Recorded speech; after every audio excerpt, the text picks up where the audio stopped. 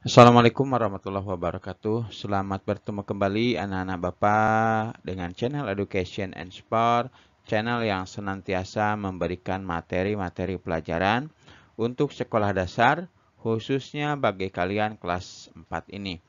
Anak-anak ya Bapak yang berbahagia, sebelum kita mulai, marilah kita bersama-sama membaca doa sesuai dengan agama dan kepercayaan kita masing-masing. Berdoa mulai. Selesai. Anak-anak, tidak henti-hentinya tiap video yang channel Education and Sport sampaikan sebelum membahas materi channel Education and Sport menyampaikan pada kalian untuk tidak melakukan aktivitas-aktivitas yang tidak berguna di luar rumah karena situasi dan kondisi wilayah kita ini belum kondusif untuk melakukan aktivitas di luar rumah. Oleh karena itu, diharapkan kepada kalian untuk tetap berada di rumah, kurangi aktivitas di luar. Tapi seandainya kalau kalian terpaksa harus melakukan aktivitas di luar rumah, silahkan.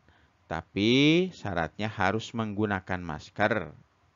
Jangan lepas maskernya, jangan hanya pajangan maskernya, ditaruhnya, dipakainya hanya menutupi dagu dan leher, tapi gunakanlah masker dengan betul.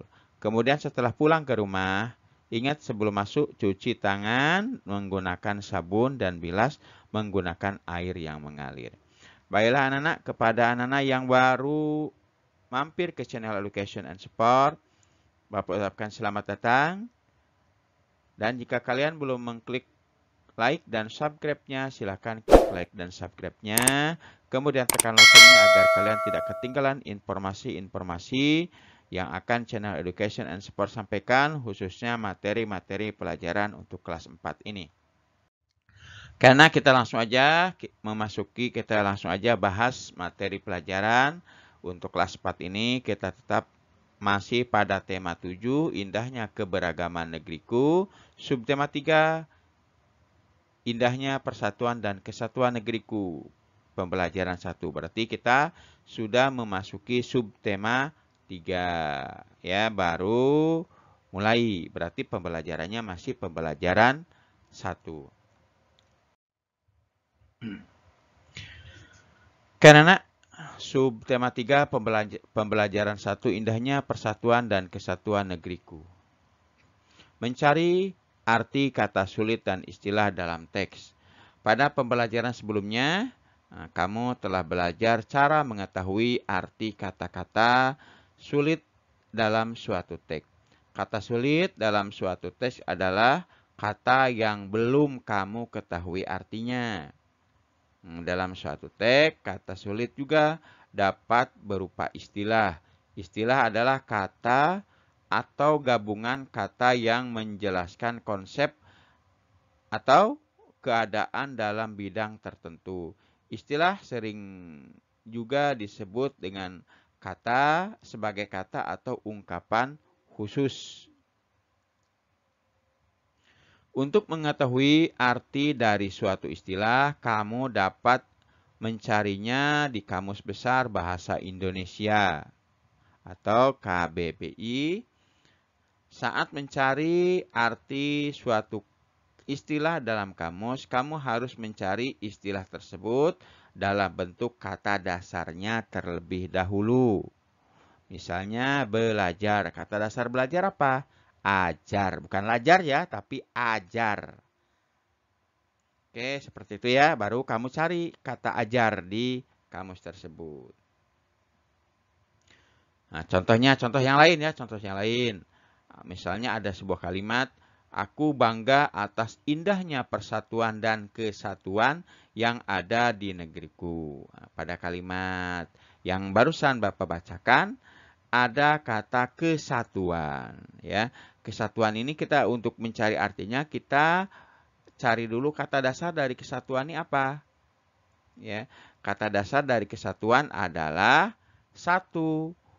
Karena kata dasar dari kesatuan terdiri atas imbuhan ke dan akhiran an ya, imbuhan ke dan an serta kata dasarnya satu. Jadi kalau digabungkan jadi kesatuan. Oke, jadi kata dasar dari kesatuan adalah satu. Nah, jadi saat mencari kata kesatuan di Kamus Besar Bahasa Indonesia atau KBBI, carilah menggunakan kata satu. Setelah menemukan kata satu, kemudian mencari kata kesatuan. Sehingga kamu akan menemukan arti kata kesatuan.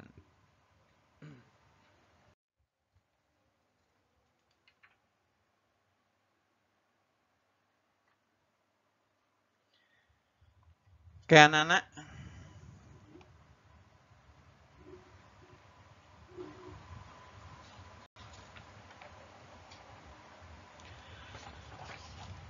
Nah, kita lanjutkan pelajaran selanjutnya.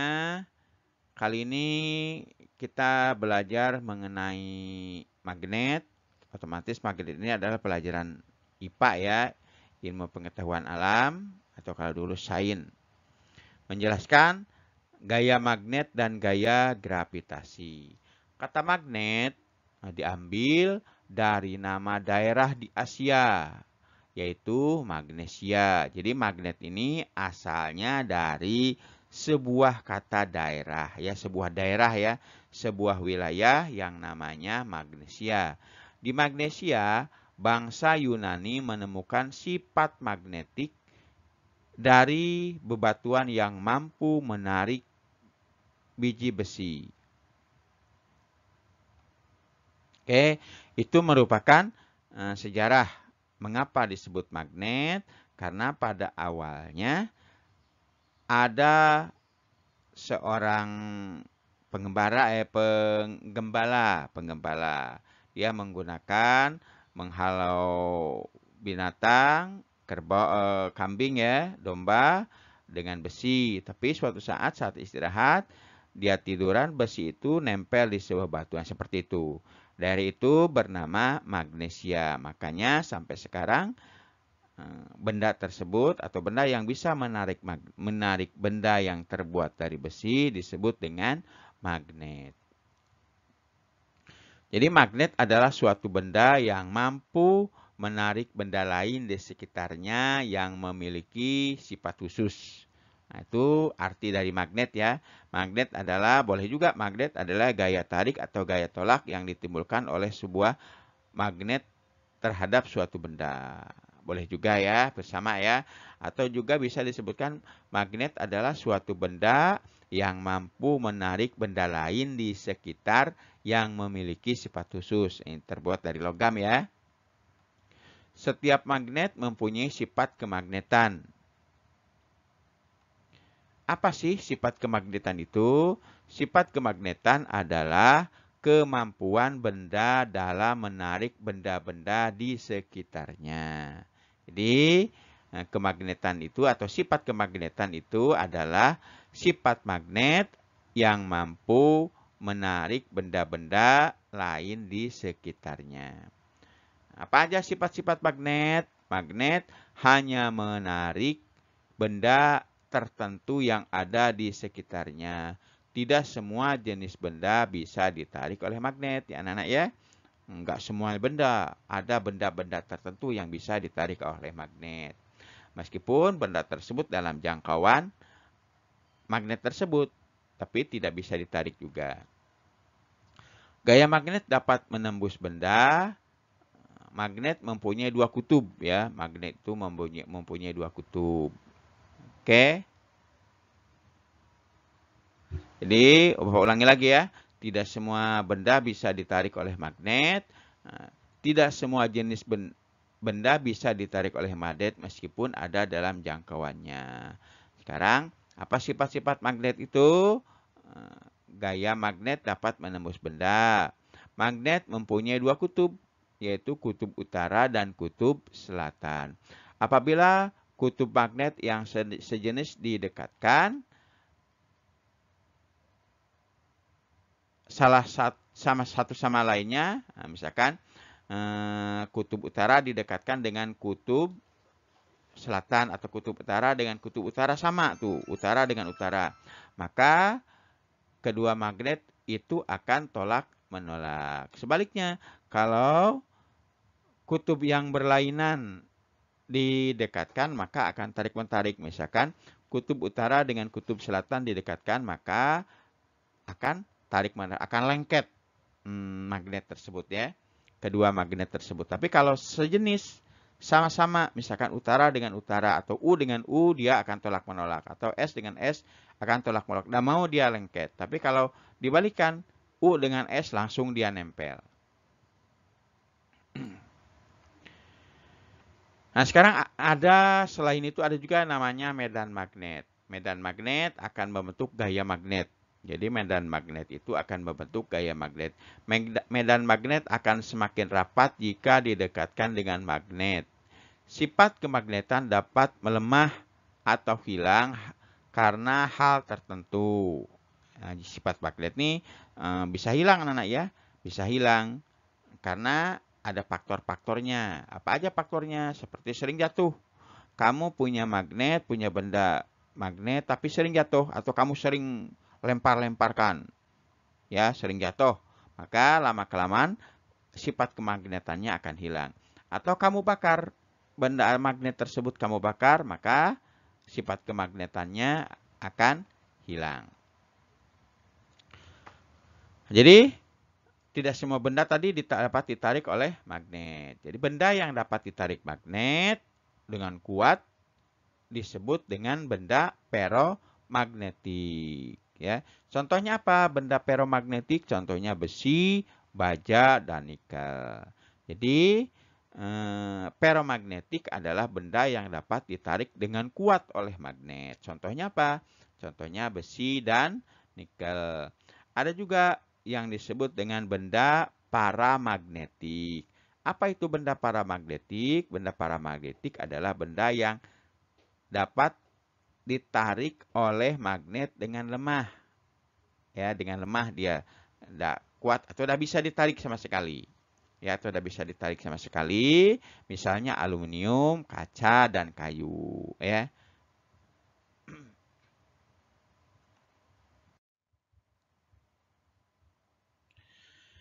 Selain itu sifat-sifat magnet antara lain tadi sudah ya, sifat magnet antara lain magnet memiliki gaya tarik.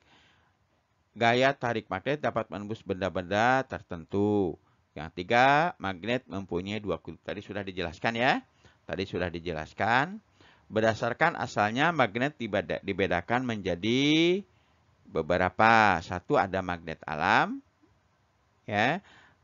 Apa itu magnet alam? Magnet yang sudah tersedia di alam. Contohnya batuan yang dapat menarik magnet. Kemudian ada magnet buatan. Magnet buatan adalah magnet yang sengaja dibuat oleh manusia. Nah, ini bermacam-macam ya. Ada magnet batang, ada magnet jarum, ada magnet tabung atau silinder, ada magnet huruf U, dan ada magnet ladam atau tapak kuda ya. Jenis bahan magnet berdasarkan sifat kemagnetannya, jenis bahan magnet secara umum terbagi menjadi dua, yaitu bahan magnetik atau feromagnetik tadi Bapak yang disebutkan tadi ya. Kita ulang lagi, dan ada bahan non-magnetik. Sekarang apa itu bahan magnetik atau feromagnetik? Feromagnetik adalah benda yang dapat ditarik dengan kuat oleh magnet. Tadi sudah ya, yang dapat ditarik dengan kuat oleh magnet. Jika benda jenis feromagnetik berada di dekat magnet, magnet akan menarik benda tersebut. Selain itu, benda yang termasuk bahan feromagnetik dapat dijadikan suatu magnet. Ya, contohnya baja, besi, nikel, dan kobalt. Sekarang bahan non-magnetik, paramagnetik ya. Bahan non-magnetik terdiri atas paramagnetik tadi. Paramagnetik adalah benda yang dapat ditarik dengan lemah. Lemah ya, lemah oleh magnet. Contohnya aluminium, tembaga, platina, dan lain-lain. Ada juga diamagnetik. Diamagnetik adalah benda yang menolak magnet. Benda ini tidak dapat ditarik sama sekali oleh magnet, meski berada sangat dekat dengan magnet yang kuat. Contohnya emas, seng, merkuri, dan lain-lain. Nah, itu dah. Ingat ya, ada benda feromagnetik, ada diamagnetik. Kalau diamagnetik dia tak mau, ya, tak bisa ditarik oleh magnet, tak bisa sama sekali. Contohnya emas, seng, merkuri, dan lain-lain.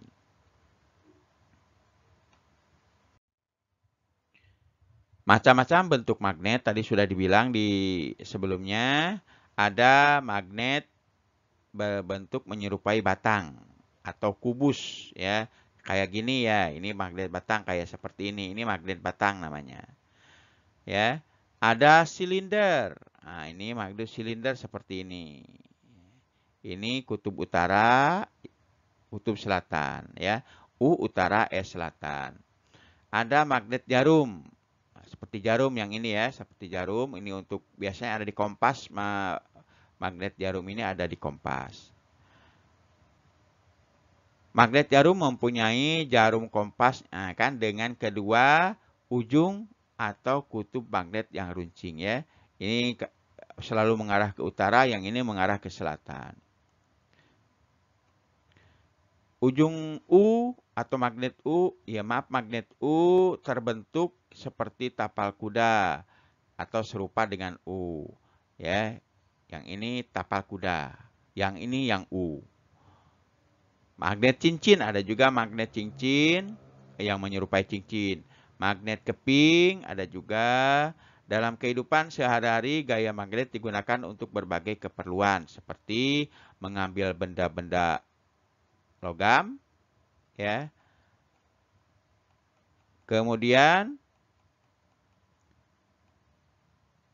petunjuk arah, kompas ya, membantu dalam perubahan energi, menghasilkan listrik, merapatkan dua benda, dan mengganti roda pada kereta api maglev. Ya, ini kereta api modern ya. Kemudian sini ada gaya gravitasi. Gaya gravitasi, gaya yang menarik benda selalu menuju ke bawah, disebut gaya gravitasi. Gaya gravitasi bumi adalah gaya yang ditimbulkan oleh tarikan bumi. Contoh gaya gravitasi bumi adalah jatuhnya buah dari pohonnya dengan sendirinya. Tidak kamu ini kan ya, tapi saya dilempar juga, jatuh ke bawah juga, yaitu akibat dari gerakan gravitasi bumi juga. Nah, contohnya ini, ada dua buah benda, gumpalan, ada yang kertas digumpal-gumpal gini, ada yang lembaran. Kalau dijatuhkan, ya, gumpalan kertas yang dijatuhkan lebih cepat tiba di permukaan tanah dibandingkan dengan kertas yang lembaran. Kalau lembaran dia lambat, ya, lambat. Hal ini karena gesekan gumpalan dengan udara lebih kecil, ya, lebih kecil. Kalau ini cepat dia. Kalau yang gumpalan lebih cepat ya. Kalau yang lembaran dia lambat, ya, lambat. Karena gesekan gumpalan yang ini lebih banyak ya, kalau yang gumpalan ini lebih kecil sehingga cepat dia turunnya. Oke, anak-anak, itu soal materi tentang magnet. Sekarang ada soal-soal yang harus kalian kerjakan. Nomor 1, apa yang dimaksud dengan gaya magnet? Yang nomor 2, tuliskan 3 contoh benda yang dapat ditarik magnet. Nomor 3, tuliskan manfaat gaya dalam kehidupan sehari-hari. 4, tuliskan 3 contoh peristiwa sehari-hari yang terjadi akibat gaya. Made memiliki 2 benda yang berbeda. Benda tersebut adalah pulpen dan selembar kertas. Kedua benda tersebut dijatuhkan dari ketinggian yang sama. Benda mana yang lebih dahulu sampai ke permukaan tanah? Nah, jelaskan. Tadi sudah dijelaskan ya di awal di video sebelumnya. Tinggal kalian ulang lagi nanti. Ini nomor 4, tuliskan 3 contoh peristiwa sehari yang terjadi akibat gaya magnet. Nah ya. Oke anak, itu aja yang bisa Bapak sampaikan untuk video kali ini. Mudah-mudahan bermanfaat bagi kalian. Seandainya video ini bermanfaat, silahkan share video ini melalui Facebook kalian. Kalau sudah, Bapak ucapkan terima kasih yang sebesar-besarnya. Semoga bermanfaat bagi kalian dan juga bagi orang lain. Oke, sebelum tutup kita berdoa sesuai dengan agama dan kepercayaan kita masing-masing. Berdoa mulai. Selesai. Baiklah anak-anak. Nah, itu aja yang bisa Bapak sampaikan pada video kali ini.